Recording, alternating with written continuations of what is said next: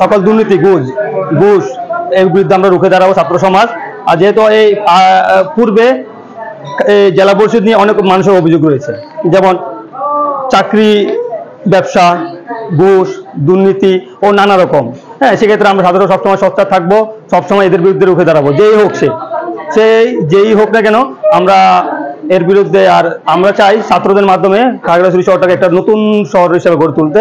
সে কথায় আমি advocate Manjila Sultana, practice করছি বাংলাদেশ সুপ্রিম কোর্টে, আর খাগড়াছড়িতে আমার বাড়ি মাটিরাঙ্গা।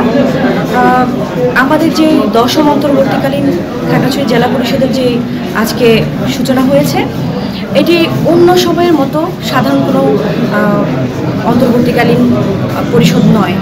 এটি আমরা বলতে পারি দ্বিতীয় বাংলাদেশের যে ত্যাগের মধ্য দিয়ে দ্বিতীয় বাংলাদেশ হয়েছে, সেখানে শহীদদের যে রক্ত, দুর্নীতি, বৈষম্য এবং সকল ধরনের দুর্নীতির বিরুদ্ধে এই কমিটি কাজ করবে বলে আমার প্রত্যাশা। এবং আমি একজন আইনজীবী হিসেবে এবং এই এলাকার সন্তান হিসেবে আমার দায়িত্বের জায়গা থেকে আমি চেষ্টা করব যেই পরিষদ দিয়ে যত ধরনের অভিযোগ ছিল সেই জায়গাগুলোতে কাজ করার জন্য, এবং কোনো ধরনের অভিযোগের জায়গাটা যতটুকু কমানো যায় সেদিকে আমরা খেয়াল রাখবো।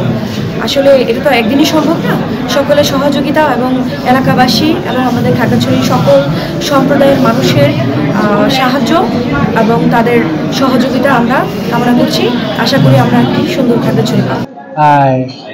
আশা করি আমরা যতদিন থাকবো, এটা তো আর আমার সারা জীবন থাকবো না, যতদিন আমরা এই সুযোগটা পাবো আমরা দুর্নীতি মুক্ত করে জেলা পরিষদ কার্যক্রমকে এগিয়ে নিয়ে যেতে চেষ্টা করব। সকল সম্প্রদায় যেন এখানে সুযোগ পায়, কোনো সম্প্রদায় যেন বঞ্চিত না হয়। আমি এই বলে আমি প্রথমে কৃতজ্ঞতা প্রকাশ করছি আমার শ্রদ্ধেয় শিক্ষক, মাননীয় প্রধান উপদেষ্টা প্রফেসর ডক্টর মোহাম্মদ ইউনূসের প্রতি। যেহেতু আমি চট্টগ্রাম বিশ্ববিদ্যালয়ের একজন অর্থনীতি বিভাগের একজন ছাত্র, তো ওনার সরাসরি সংস্পর্শে না হলেও ওনার বিভাগের একজন ছাত্র হিসাবে আমি খুব প্রথমে গর্ববোধ করি যে বর্তমানে বাংলাদেশের মাননীয় অন্তর্বর্তী সরকারের মাননীয় প্রধান হচ্ছেন আমার ডিপার্টমেন্টের একজন শ্রদ্ধাভাজন শিক্ষক। দেখুন, গত 15 বছরে স্বৈরশাসক বাংলাদেশের সর্বক্ষেত্রে যে অনিয়ম এবং যে দুর্নীতি, অর্থ পাচার, লুটপাট করেছে, তারই ধারাবাহিকতাটা পার্বত্য খাগড়াছড়ি জেলা পরিষদও ছিল। সেই জায়গাটা থেকে আমরা চাইব সকল দুর্নীতি, অনিয়ম এবং ব্যাপারে তদন্ত করে আগামী দিনের জন্য পার্বত্য জেলা পরিষদে কোনো ধরনের দুর্নীতি বা অনিয়ম বা কোনো লুটপাটের ঘটনা না ঘটে সেই ব্যাপারে আমরা সবার সহযোগিতা নিয়ে ইনশাল্লাহ কাজ করব। এটাই হচ্ছে আমার প্রথম, সবার কাছে সহযোগিতা।